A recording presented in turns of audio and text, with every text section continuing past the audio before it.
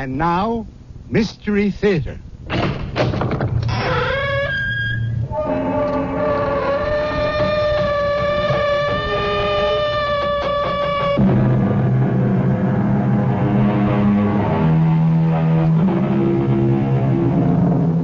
Come in. Welcome. I'm E.G. Marshall. And, as you may suspect, I have a tale to tell. A tale full of sound and terror and signifying... Well, I'll have to leave that to you. And I also ask your indulgence when I personalize this strange riddle, because this story was brought directly to me. Ever since I've been your host on this series, I have the feeling that you expect me to be an expert on the macabre. But I must confess to a sense of surprise when I was buttonholed by a young man the other day who said, "Excuse me, Mr. Marshall, but I have a coffin that I'm sure will interest you." You cannot frighten me. I am not leaving this graveyard until I get to the bottom of this. I warn you, your persistence will be your destruction. I still trust in the Lord. Where's that music coming from? From beyond the grave. Is it Judgment Day? No. Then you talk nonsense. The dead will rise. The Lord will summon his elect to meet him in the clouds. But until that day, the dead remain buried.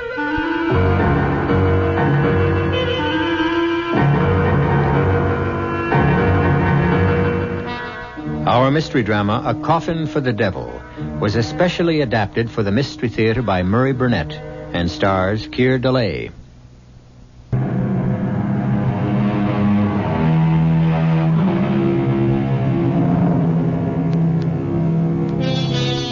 What do you do when a perfect stranger tells you he has a coffin which might interest you? My first instinct was to tell a young man that I wasn't in the market for coffins. But he quickly explained that he wasn't a salesman, but an avid listener to our series, and that he had a macabre story of a strange coffin that had been in his family for generations. I was intrigued. So the next night I found myself in his old suburban house, drinking coffee with his wife Cora and his friend Professor Gerald Barker, and looking at a large wooden box which appeared to me to be a case for a bass fiddle. This box, although you may not believe it, Mr. Marshall, is a coffin. And this letter, which my wife Cora found in the attic, explains how it came in our family and also how it happens that I'm not today a mortician. It was written by my great-grandfather, whose name was also William Spindles. And the letter begins, I, William Spindles, swear this to be a true and honest account of the strange happenings that befell me when I was employed by Edward Rogers, the undertaker, in the year 1851. The month was December, and Mr. Rogers and his good wife, paying pre-Christmas visits, had left me in charge of the shop. It was a cold night and blowing hard, but my good friend Richard Clay and I were snug enough with a big fire going in the stove. Only for you, William Spindles, would I spend a stormy night like this sitting in an undertaker's parlor. Ah, come on now, Dick. You've kept me company often enough to know that there's no harm in corpses. Well, it's not the corpses that worry me. It's their spirits that may be around. There's no such thing as spirits. Mr. Rogers says that there's no harm in the dead. The harm is in people's minds. Oh, maybe. Hi, what's that? Someone's at the door. Come in. Oh, I don't like this. I'll see who it is. Come in, sir. Come in. You'll catch your death of cold standing out there. I'm sorry to disturb you on a night like this, but my need is urgent. I require a coffin. Yes, sir. Did you have a particular type in mind? Very particular. I know exactly what I need. Well, we have a complete stock in the next room. Now, if you'll follow me... No need. You won't have it in stock. We carry the most complete line in the state. That's why I have come here. Well, thank you. Now, if you'll tell me who the coffin is for, I'll be able to help you better. For me. For you? You mean it's for your own personal use? Exactly. I can see you're going to be busy, Bill, so I'll run along. Oh, no need to leave, Dick. This gentleman will have to come back tomorrow and see Mr. Rogers, so I cannot return. Well, Mr. Rogers is the proprietor, and I honestly believe you'll be better served if you'll wait for him. I can draw you the way the coffin must be. Here, Here's $50. Will that cover it? But Goodbye, Bill. I really must leave. Amy's expecting me. Is the $50 enough? it's not the money I was thinking of. It's the special requirements you mentioned. I'm not sure I can handle them. I said I'd draw it. Do you have paper? I guess so. Here's a pencil. I have my own. Now, the shape must be exactly like this. Just so. But that doesn't look like a coffin at all. It's more like the case for a musical instrument. I know my needs. Oh, never in my life have I seen or heard of a coffin such as you ask for. It must be exactly the way I've drawn it. Very well. Now, it must also have lids and hinges. Hinges? Hinges. You see them? Here, on the drawing. Yes, but you... And a lock on the inside. The inside? And a good quality lock. Secure. Nothing shoddy, you understand? I believe I do. Good. Now, if you have a tape measure, I want you to measure me around. But why? I mean, the drawing is... It's unusual. It's very clear. I want to make sure that you leave enough room for my arms. I really don't know how I'm going to explain this to Mr. Rogers. Show him the drawing. Now, take my measurements. Yes, sir. All right, now leave enough room for your arms. Now, make sure that this is ready by Friday. But that's the day after tomorrow. I must have it. I'm sorry to be so particular, but I've been married before. And this time, I want to have it my own way.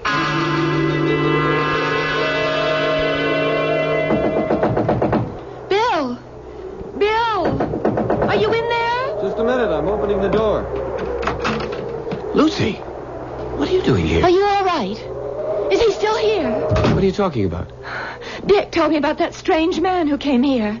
Dick was really scared. He said the man wanted to order his own coffin. That's right, but I'm sure it was some kind of practical joke. Well, I don't care what it was. I want you to find another job. I hate the idea of your being an undertaker. Lucy, we've been through this before, and this job is no different than any other except in people's minds. I'm sorry, Bill. I'm sorry. I'm just so frightened. All the way over here, I was just worried about you and scared, but I came anyway, and now... Oh, Bill, I don't think it's going to work. Oh, I'd like to punch Dick Clay right in the nose for frightening you like that. Don't blame Dick. It's not his fault. If he hadn't scared you, you wouldn't have... Yes, I would. Maybe I wouldn't have come here tonight, but I hate what you're doing. I hate it. I know, honey. What do you want me to do? Quit. And do what? Oh, I don't care. What will we live on? Well, you'll find another job. Nowhere near as much money. I don't care about the money. Bill, can't you understand? I don't want hands touching me that have been touching death all day. All right, Lucy. I'll speak to Mr. Rogers about leaving.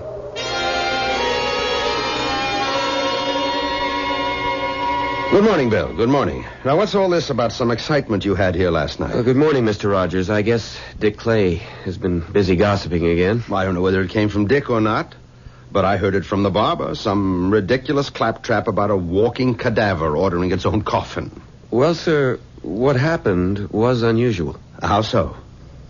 Take a look at this. Hmm? This is a drawing made by the gentleman who ordered this coffin. Remarkable.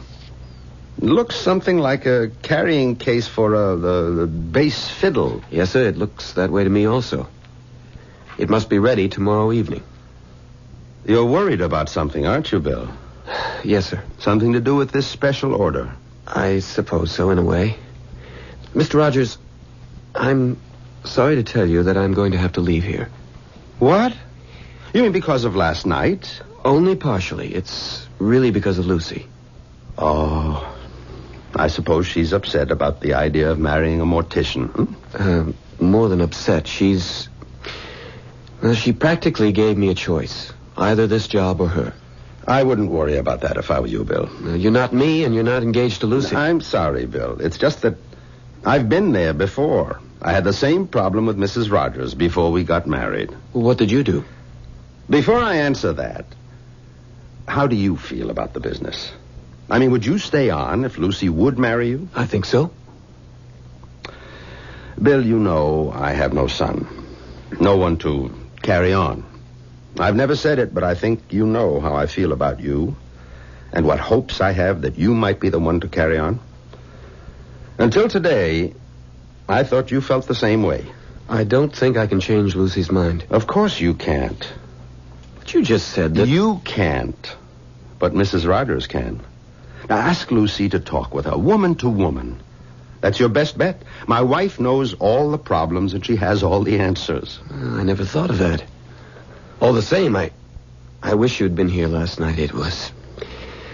Well, the only word I can use to describe what happened is weird.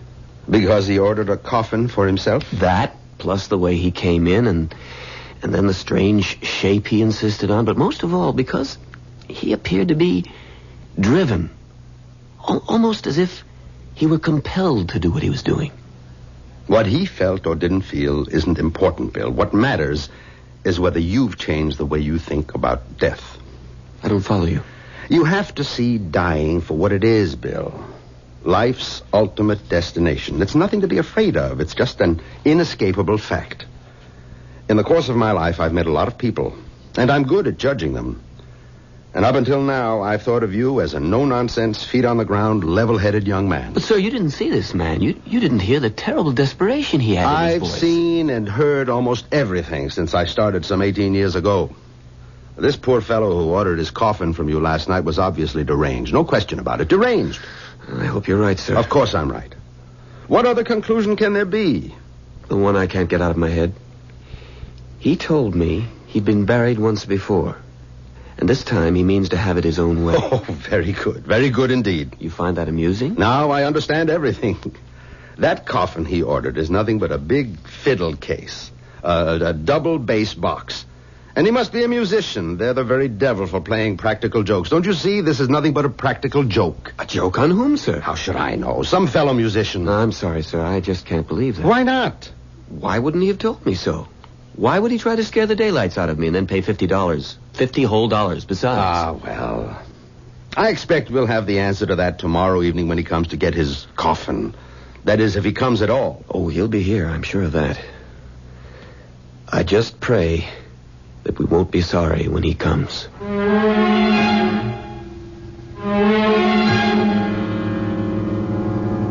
When the reading stopped, I looked at the faces in that sane and sensible 20th century living room. Spindle's wife, Cora, was wide-eyed. Professor Barker's lips were pursed and his eyes were skeptical.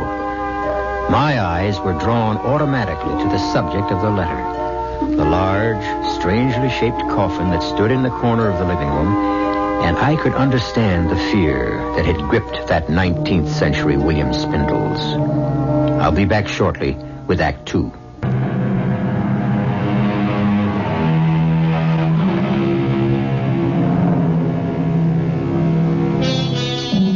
I suppose to the three inalienable rights of life, liberty, and the pursuit of happiness, one could add the right of a man to order his own handmade coffin. Most of us, I believe, would find the thought distasteful, but the feeling that prevailed among us in the living room of William Spindles was one of curiosity. We were all anxious for him to continue reading the letter from his great-great-grandfather. I must confess that my work suffered during that day. My thoughts were not on what I was doing, but on what the evening would bring, and what Mr. Rogers would make of the stranger when he came to call for his coffin. The day passed somehow. Bill, when did this customer of yours say he'd be back? Early in the evening. We'll give him another half hour, and then we'll lock up. That won't help if he wants to pick it up. What does that mean, young man? Someone tampered with the coffin, and we don't know who. We only have Sam's word that the coffin was tampered with. But he's our best workman. Well, like everyone else around here, I'm sure he's been infected with the idea that there's something strange about this order for a coffin in the shape of a bass fiddle. At last, he's arrived. Those raps didn't come from the door? Nonsense. Of course they did. It's cold out there. He wants to come in. I'll prove it to you. I'll open the door. No need. He's letting himself in. Sir? Sir, there's no one at the door. Get hold of yourself, Bill. Must have been a draft that blew the door open. I'll close it myself. Good evening, Mr. Rogers. Is my order ready? Well, good evening, sir. Come in, come in. The box you ordered is ready. Thank you. My dear sir, you really should wear a greatcoat and a muffler in this bitter weather. You'll catch cold. Where's my coffin?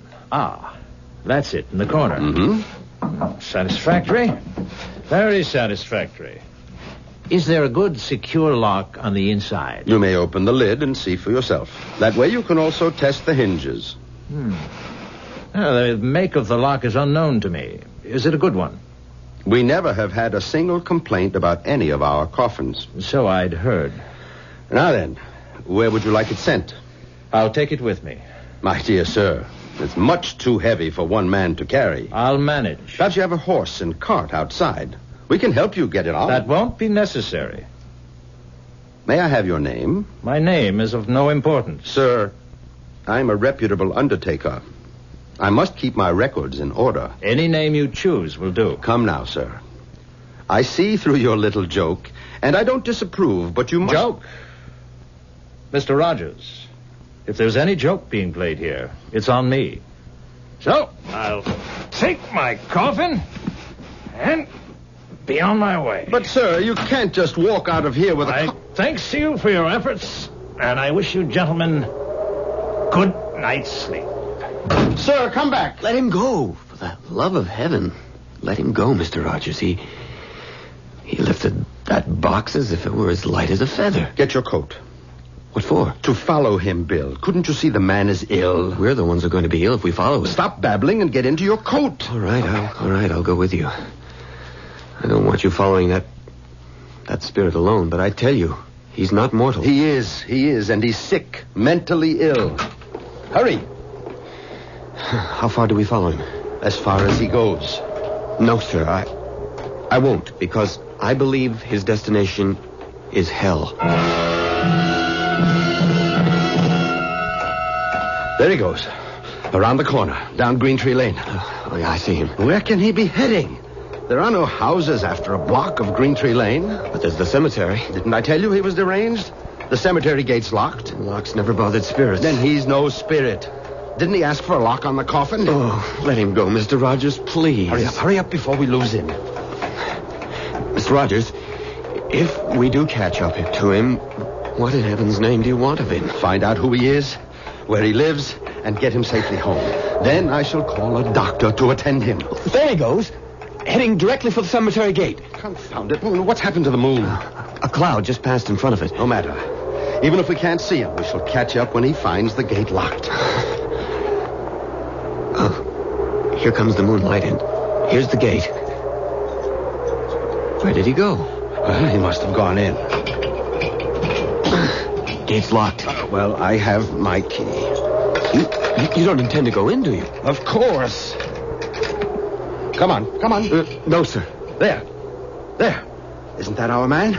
Moving among the trees over there near the Addison Mausoleum? Mr. Rogers, I've had enough of this. I'm going home. And allow that poor soul to do himself some kind of mischief? Sir, that poor soul, as you call him, is a person I want nothing to do with. I don't know whether he's man, ghost, or devil, but whatever he is, and whatever his business is in the cemetery, I want no part of it. Bill, when a man's dead, he's dead. I've never seen a man or woman come to life again. I'm a God-fearing man, and I go by the Bible. Doesn't the good book say dust to dust? The Bible says a lot of things, but I remember no mention of men who could lift a heavy coffin as if it were a pillow and pass through locked gates without leaving a sound, to say nothing of a man ordering his own coffin. Very well. Very well, Bill. You can stay or leave. I'm going after him. I beg of you. Close the gate. I beg of you, Mr. Rogers, leave this be and come home with me. Close the gate and make sure it's locked.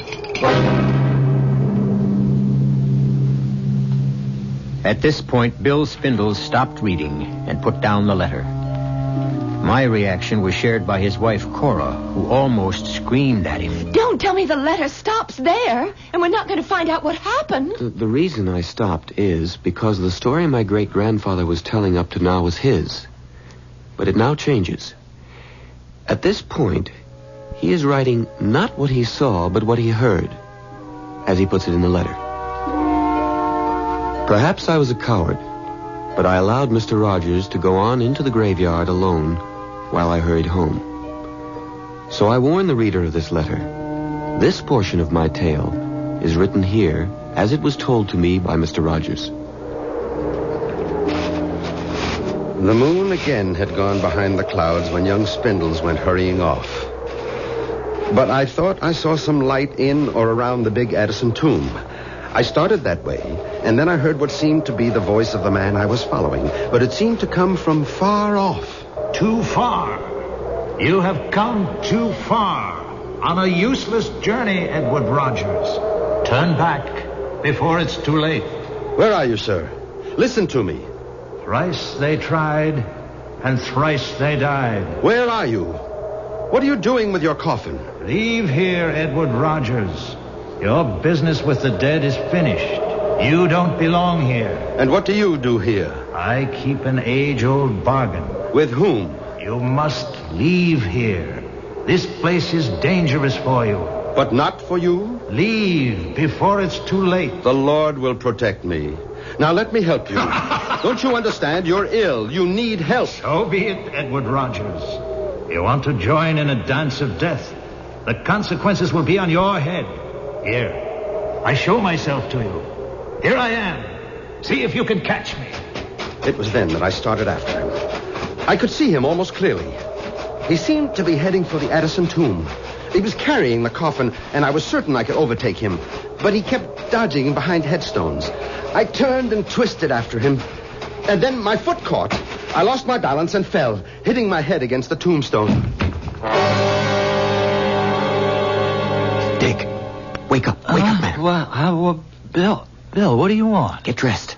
You've got to come to the cemetery with me. What? The cemetery? Are you out of your mind? Mr. Rogers went in there after the man who ordered the coffin. He isn't home yet, and Mrs. Rogers is worried. Then take her. Come on, Dick. I'll be with you. I wouldn't care if the whole town was with us. What time is it? 4:00. It will soon be light. Please, Dick, you must. All right. I'll get dressed and I'll go with you, but we'll wait for the dawn. But Mr. Rogers may be in trouble. Bill, whatever has happened has happened. I'll go with you, but not until it's light.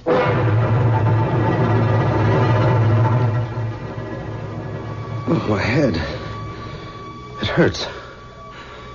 Where am I? Where you do not belong. Oh, it's you.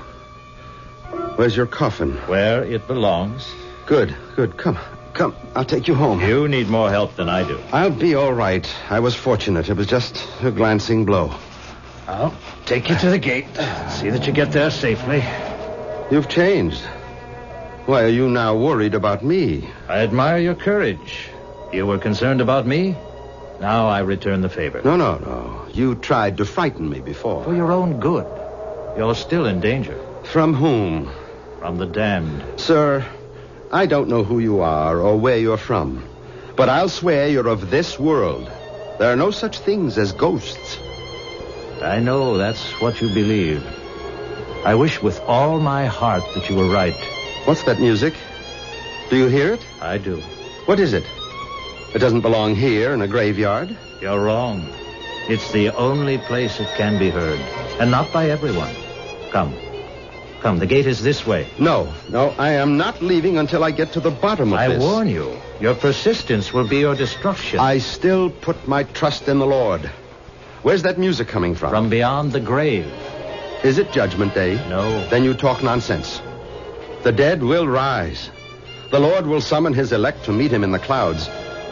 But until that day, the dead remain buried. And quiet? And quiet. Oh, foolish man. I will not be able to protect you much longer.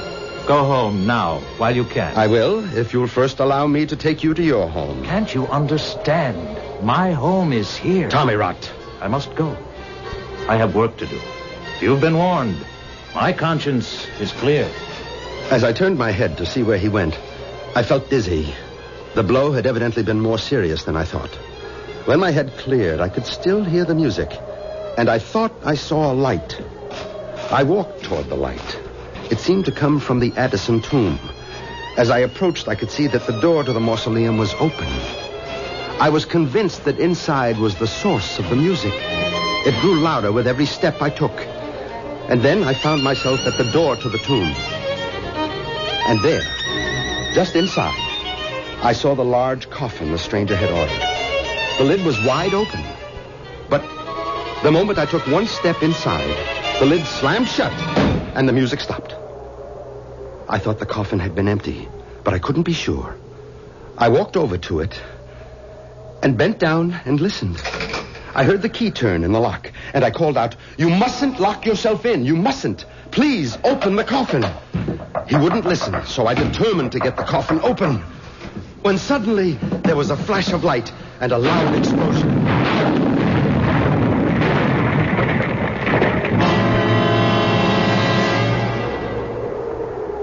Bill, I can't see anyone in there. Mr. Rogers must have gone home. Can't see the whole cemetery from outside. We'll have to go in. The gate's locked. I have a key. Oh, look, do we really have to go on? It's practically daylight. There's nothing to be afraid of. Oh, I hear you, but I'm still shivering. That's the cold. Come on. Hey, you seem to know where you're going. Oh, I shouldn't have left him. If any harm has befallen him, I'll never forgive myself. Well, he shouldn't have been here at all. The last I saw of Mr. Rogers, he was heading for the Addison tomb. I have a feeling that if we find him at all, that's where he'll be. There's the tomb now. Oh, the door's open. Should it be? We'll find out. Wait. Suppose there's something in that tomb that waited for Mr. Rogers, and now it's waiting for us. If you don't want to come in, you can wait here, but I'm going into that tomb. All right, I'll come with you. Good Lord, there he is, lying across that coffin, and so still. Is he dead? I don't know. But there's only one way to find out. I can offer no explanation, but I can tell you that the words of a letter written more than 100 years ago had cast a spell over all of us. A spell that had transported us back to a small 19th century graveyard. I'll be back in a moment with the strange end to this strange tale.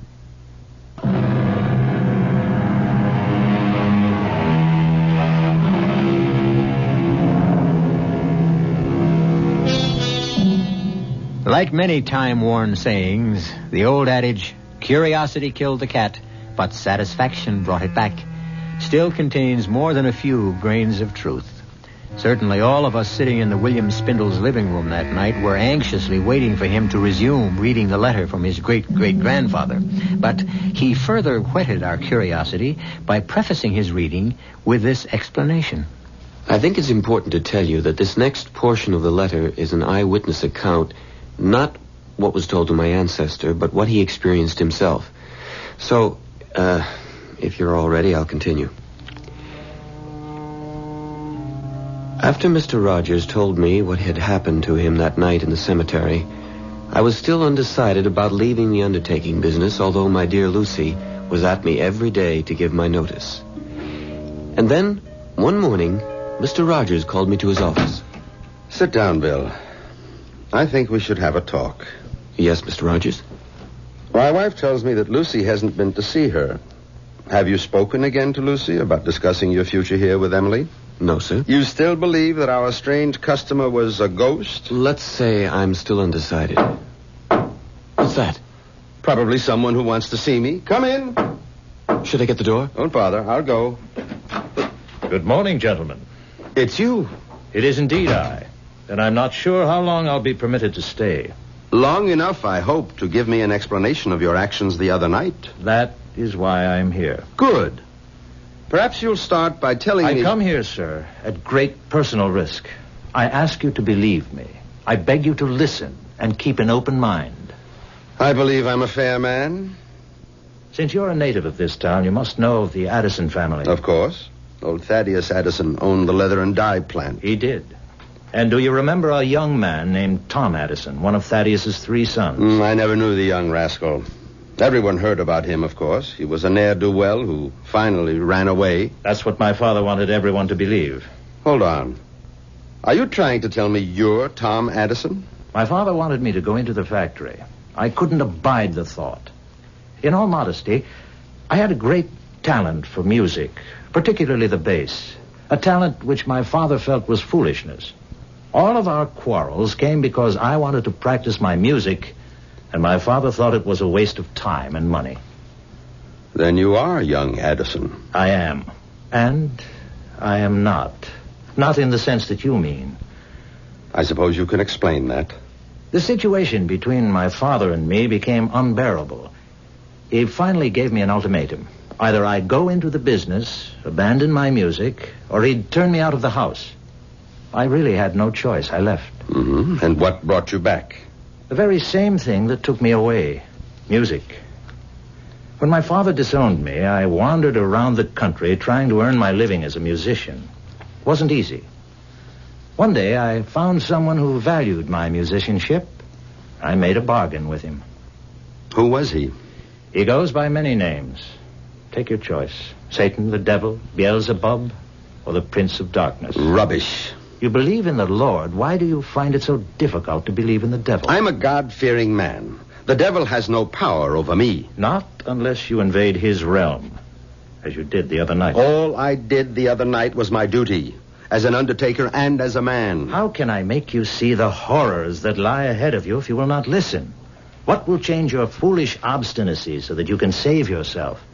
Are you so insensible that if I tell you what I have suffered and am suffering, you'll still close your mind to what I say? I promise to listen, and I will. 10 years ago, I was in Chicago, living in a cold and miserable garret, hungry, alone, and with no hope of employment. In order to get something to eat, I knew I'd have to pawn my fiddle. Just before venturing out, I wanted to play it one last time, when suddenly I thought I'd lost my mind, because not only was I hearing my own instrument, but it was joined by a full symphony, and he was there. Satan? And he offered me the fulfillment of a dream. I would never have to worry about money again, and I could concentrate on my music. It dazzled me, the prospect of a life I'd always hoped for. And what did he ask in return? Your soul? Nothing so dramatic. What seemed a simple, harmless request. All he asked is that I play for him whenever and wherever he should ask. I hesitated, but only for a moment. How I wish I had thought longer on it, but I didn't. I agreed. And now I'm his forever. A member of his orchestra of the damned.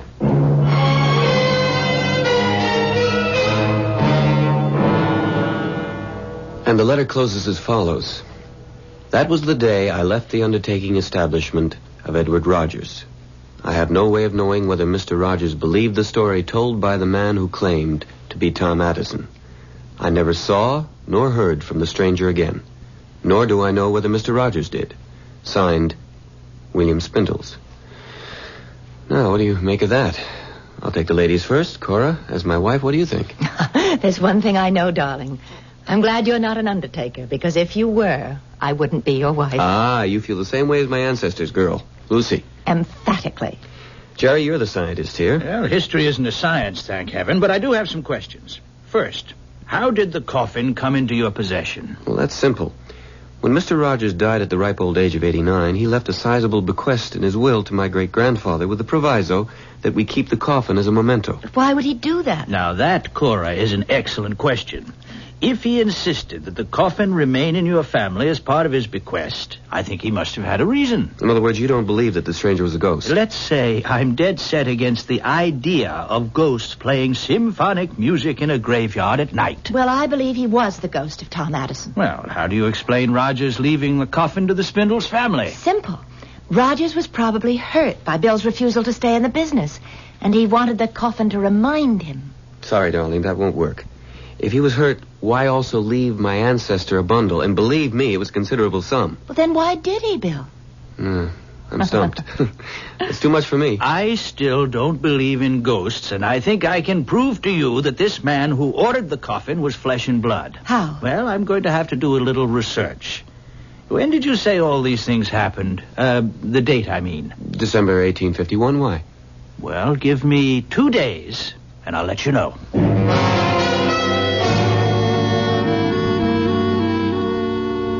Right?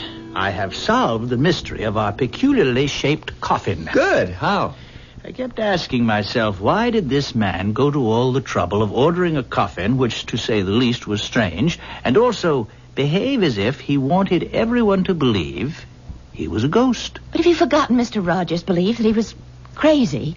I mean, wouldn't that account for all his behavior? Yes, that would, but I preferred to think of this fellow as a con man. You see? A really great con man who successfully conned your grandfather but had more difficulty with the undertaker. Why? Precisely, why? Now, that's where this newspaper article comes in. Here, I made a copy at the library. Let me read it to you. The headline, Wells Fargo payroll stolen. Aha, then it goes on. Yesterday, the largest robbery in the history of the Wells Fargo Company was successfully perpetrated by 3 masked men who boarded the westbound Lackawanna Limited, entered the baggage car, and made off with more than $40,000 in $10, $20, and $50 bills. So, it goes into more detail, but there you have it. There you have it. You've lost me. Now, don't you see? The robbers needed a safe place to hide the money. And you think that they decided to use a coffin as a hiding place? Remember, our man insisted on a strong lock on the inside. That's true, but... That would be one way of making sure that no one opened this peculiar coffin by mistake and found a wad of 10s, 20s, and 50s that had been stolen from Wells Fargo. But according to the letter, Mr. Rogers found the coffin in the cemetery. And it was open, and there was nothing in there. That's right. Rogers followed the stranger right from the funeral parlor to the cemetery. He wouldn't have had time to stash the loot in there. I think it's interesting, but rather far-fetched. Is it? Look how everything fits. All that uproar in the cemetery. All the warnings to Rogers telling him to keep away. Why? I'm sorry. You're so convinced your theory is right, you're not thinking straight. Once your man knows Rogers was going to interfere, he'd never have taken the chance of hiding anything there. Well, he may have had no choice. What do you mean? The money may have already been there. Look, have you forgotten that your grandfather's letter said that the workmen believed the coffin had been tampered with? Oh, Jerry, you're riding a hobby horse. Oh. You have a theory, and you're just going to see that everything fits. And you're not going to look at anything that doesn't. Now, wait a minute. What have I left out? Well, lots of things. Now, one. How in the world did our stranger lift this coffin and carry it off under his arm? Perhaps he didn't. You mean you think Bill's grandfather made that part up? Well, let's leave that. Anything else? Well, lots. What about everything that happened to Mr. Rogers in the cemetery? The music, the open coffin. What's your explanation for that? Well, we know that Rogers fell down and hit his head. Oh, come off it, Jer. You're not going to try and tell us that he imagined those things as a result of hitting his head. Well, it's possible. Maybe, I don't but... believe it. The other explanation, which you refuse even to think about, Jerry, is that he was a ghost and that Mr. Rogers reported everything faithfully. That's the one I believe. Even if I prove to you that this strange-looking coffin has plenty of room for some kind of secret compartment and there may be money in it? Why don't we stop talking and see if you can prove what you think? All right, good idea. Come on.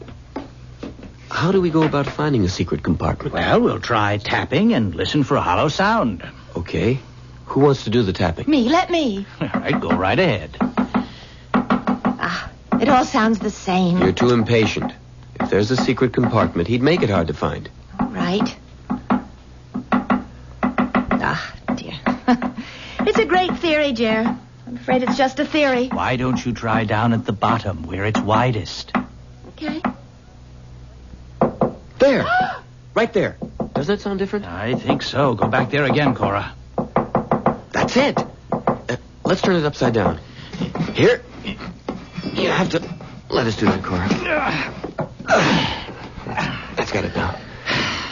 Now what? Well, I think we should have opened the lid first. Okay, let's open it. All right, now, put your hand down in there, Bill. Feel around carefully. Around the joint in the wood. Yes. Do you feel anything? Nothing. I can't. You got it. Jerry was right. It's Yes. a compartment. Well, is there anything in there? This. Money. A $20 bill. Well, there must be more. No, just the one bill. But wait. Here's a note. Well, what does it say? Wait a second. It's hard to read.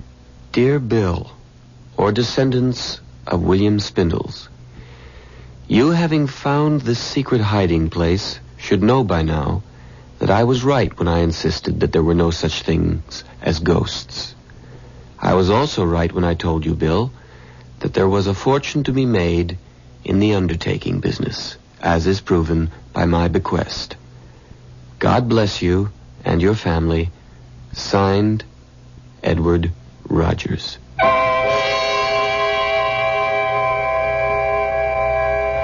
What do you do when you discover that the fortune you expected turns out to be a single $20 bill? Well, if you're William Spindles, you advance the idea that Edward Rogers had indeed found the Wells Fargo loot in the coffin and taken all of it except the one bill. Is there another explanation? I think so, and I'll be back with it in just a moment.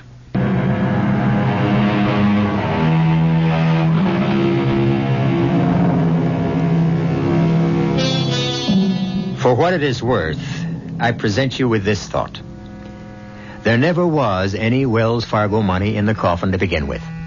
Edward Rogers had obviously been a man of strong beliefs, and he took this way of proving to Bill Spindles or his children that there are no such things as ghosts, and that there was money to be made in the undertaking business. Did the Spindles accept my explanation? I really don't know. How about you? Our cast included Keir DeLay, Marion Seldes, William Redfield, Peter Collins, and Nat Polan. The entire production was under the direction of Hyman Brown. WCCO Radio, Las Vegas for 3 days and 3 nights.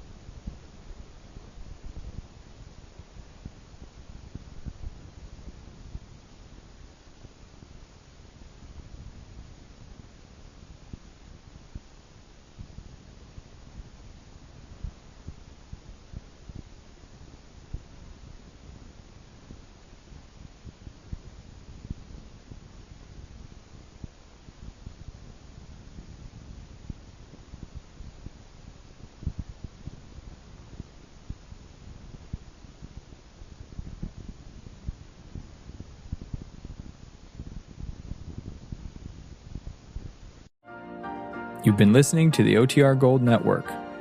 Find more classic radio at otrgold.com.